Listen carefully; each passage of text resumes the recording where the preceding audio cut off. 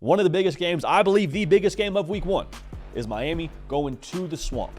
And whenever there's a massive game, it's going to be massive because of the teams involved and the brands. But I think more specifically, this game to me has a little extra oomph to it because of what's at stake. So let's break that down right now. What's at stake in the Florida-Miami game this Saturday?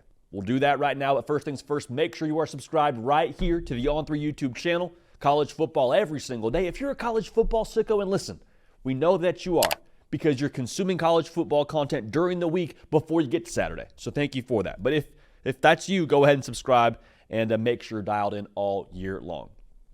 So to establish what's at stake, I think we have to establish the context around this game.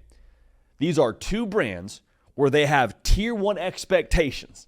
Like, yeah, they want to win the conference, and that's probably a goal that Florida is building towards in the future. Not to say they can't get it done this year, but it would be wildly surprising. Miami, they built to a year like this to go win the ACC.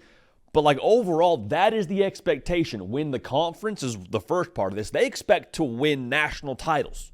And I know some of y'all hearing me say that about Florida are kind of chuckling a little bit, but like look at the track record here for both these schools. They have a very illustrious, rich history and tradition of winning. And so for both these head coaches now going into year 3, this is what we have talked about a lot as a show me year for Napier and for Cristobal. And so if you're expecting tier 1 results, you have to, in my mind at least, have the ability to recruit at a tier 1 level. And so to recruit at a tier 1 level, you need tier 1 results, and those kind of compound on each other. It's kind of a chicken or the egg situation. Did winning come first or recruiting come first?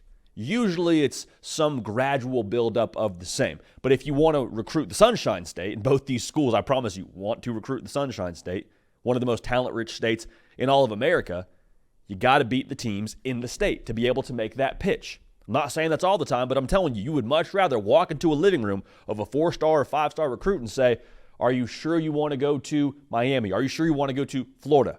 We just beat them. And it's very, very much too early to make any definitive statement on Florida State. We'll talk about them in a little bit. But they did slip up in week 0. We'll see what they are this season. I think Florida State's still going to be real good. But my point is, the door may be cracked open in the Sunshine State to kind of make your case as that team. So in this game now, for both these coaches, again, going into year 3, I think both have to show that, hey, this is going somewhere. This is going somewhere. Cristobal has done a little bit more of that at Miami. 5-7 his first year, 7-5 the next year. A knee away from being 8-4. It is what it is. This is the year, though, where you brought in Cam Ward, you portaled in some other key pieces to go make some real noise. And it starts in a game like this. We said it during our preview. Like, if you're Miami and you believe that you are one of the top teams in college football and you're going to be a college football playoff caliber kind of team, you try to make your case and show what you're going to be in a game like this. Now, for Florida, there's a lot to talk about with what they've heard this offseason, all the external noise, but just like optically, if they can beat Miami, it would add a lot of validity to what people are kind of murmuring at a low volume right now around Florida and around the SEC, and they're saying, well, yeah, they've had this much success in the SEC, but the level of difficulty is way up here. You go beat a guy who's hired the same time as you, Billy Napier, if you can beat Mario Cristobal, that would, I think, add a lot of legitimacy and validation to what you have been doing behind closed doors in Gainesville. So for both these teams, I think you can treat this kind of as like a blast-off game.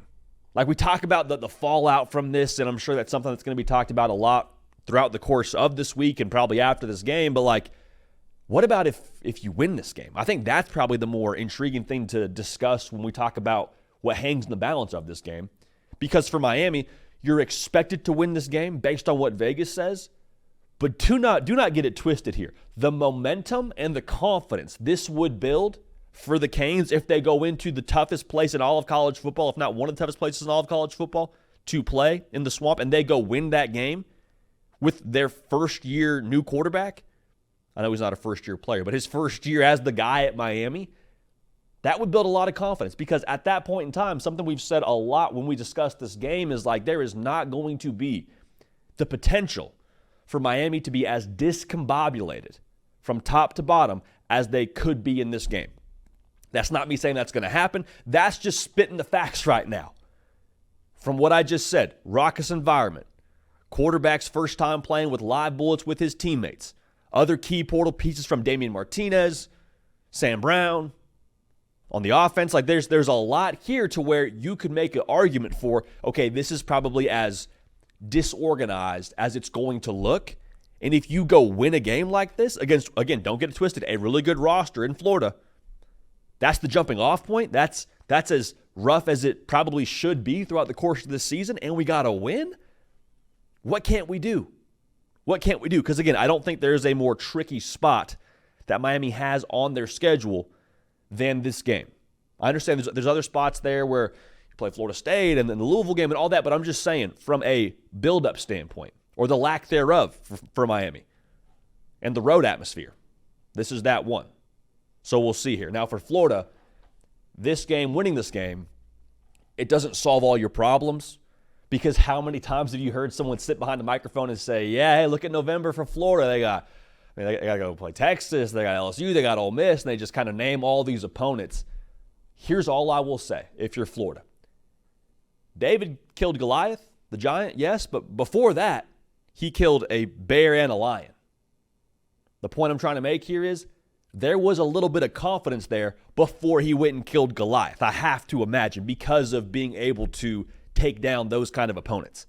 So if you beat Miami, if you're Florida, think about the way that you look at the end of your schedule. I think you probably have a little bit of extra pep in your step. There's a little bit more of a feeling of like, okay, we've actually performed at a high level before against really good competition. Because Miami now, I've said it before, even if they lose this game, I think they're a college football playoff caliber team. I'm not backing down from that statement based on what happens in this game. If you beat Miami, you feel a lot better about that game against Texas. You feel a lot better about that game against Georgia, about that game against LSU. You see where I'm going with this? The confidence it would build, not just to prove it to the college football public, but to prove it to yourself within that locker room. I think that's massive. I think that makes them dangerous, and I think that would even bring that locker room even closer than they already are, because they've heard all the noise, they've heard all the talking points, they've heard everybody have their take on their schedule, what they don't have on their roster, this, that, and the other. Billy Napier's this and that on the hot seat. You beat Miami, prove it to yourself. You say, okay, us against the world, us in the trenches against all y'all, bring it on. We got some skins on the wall now. Who wants some? That would be the vibe if you're Florida. Now, as much as we talk about the win, here's what I will say with the loss.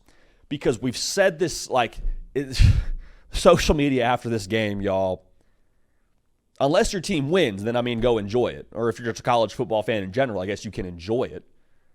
But it's going to be so overreactionary. It's going to be punchline culture at levels we have not seen in a very long time. Because whoever loses, they're going to say, he's not the right guy. Told you, Sunbelt Billy, that's something you hear a lot. Cristobal, man, he can't beat year 3 Billy Napier and what they've had to deal with at Florida. Like, what are they doing? I'm just saying, while some of those things might be funny, while some of those things, if you look at them the correct way, could have some validity to them, it's not real. It's social media. It's Jerry Dog 42 just spouting off at the hip, man. Like, don't buy into that. But what I would say is, as much as this game I don't believe defines either team if they lose, if you win this game, you have to deal with a lot less external noise. A lot less of the distraction of, well, is he the right guy? Well, are they this? Well, are they that? And you can say you tune that out as much as possible, and I think you do try to. I think that's obviously what every coach and every locker room, every leader tries to communicate is hey, keep the main thing the main thing. But we all have cell phones. Unless you're going the Stetson Bennett flip phone mode, which, I can't say I would discourage, honestly, if I'm a player in modern college football right now. But unless you're on the flip phone game, you're probably in some way, shape, or form catching echoes of whatever somebody is saying about your football team, your head coach, whatever. So that in itself, I think, is another variable that at the very least you have to deal with when it comes to preparation going forward after this game if you lose. Any distractions you can eliminate, that's going to help you going forward, all right? Less distractions is always a good thing, no matter how you slice it. So we'll find out, man, on Saturday. I cannot wait for this one. Again, I think this is the game of the weekend. I think Notre Dame A&M is going to be awesome. I think USC LSU will be tremendous. But this game, to me, because of what I just said, because of what hangs in the balance here, because of what's at stake in this game, in this rivalry game, week 1 of the college football season, Absolutely gorgeous. Cannot wait. So let me know in the comment section what you believe hangs in the balance of this Florida-Miami game. Can't wait. Hey y'all, thanks so much for watching. Subscribe to the channel here to make sure you don't miss an episode of The Hard Count. Also be sure to check out other videos on the On3 YouTube channel.